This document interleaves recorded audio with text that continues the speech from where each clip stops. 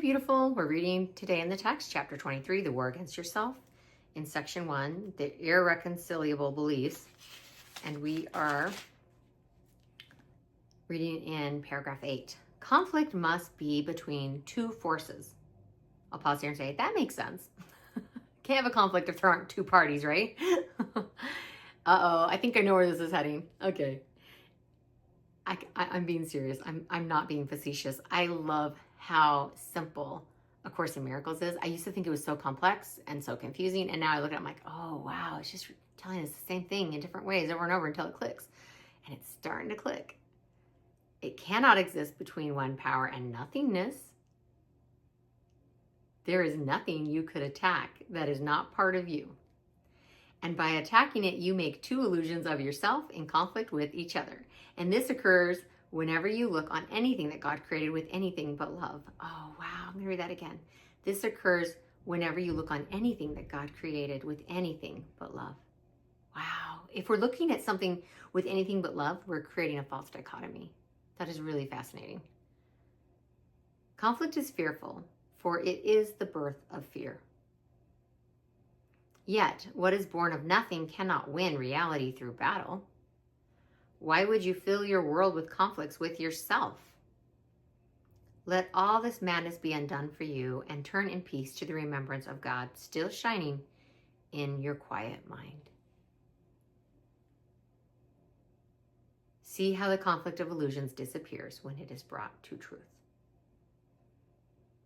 For it seems real only as long as it is seen as war between two conflicting truths, the conqueror to be the truer, the more real, and the vanquisher of the illusion that was less real, made an illusion by defeat. Thus conflict is the choice between illusions, one to be crowned as real, the other vanquished and despised. Here will the Father never be remembered.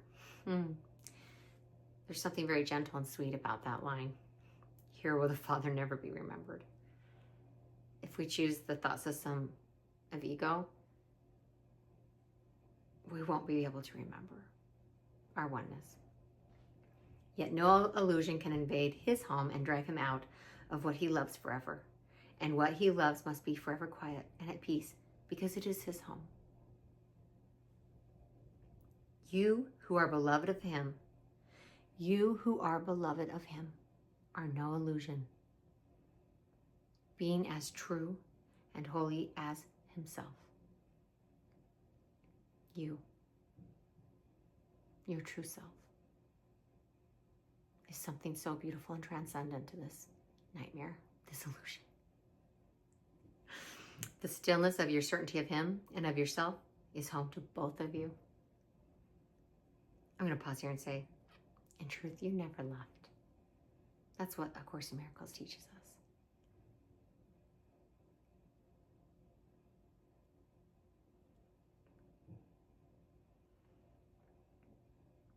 Who dwell as one and not apart, open the door of his most holy home and let forgiveness sweep away all trace of the belief in sin that keeps God homeless and his Son with him.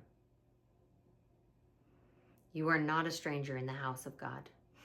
You are not a stranger in the house of God. Welcome your brother to the home where God has set him in serenity and peace and dwells with him. Illusions have no place where love abides, protecting you from everything that is not true. We're taught again and again that love is the lightest armor you'll ever wear. Love protects you from everything. Love protects you from fear. Why wouldn't we choose it? Why wouldn't we? You dwell in peace as limitless as its creator, and everything is given those who would remember him. Over his home, the Holy Spirit watches, sure that its peace can never be disturbed. Wow. Let's sit with that frequency. That peace of the true self, the home we share with God, where we are still welcome. And as we welcome our brother there, we'll recognize and realize that we belong there too.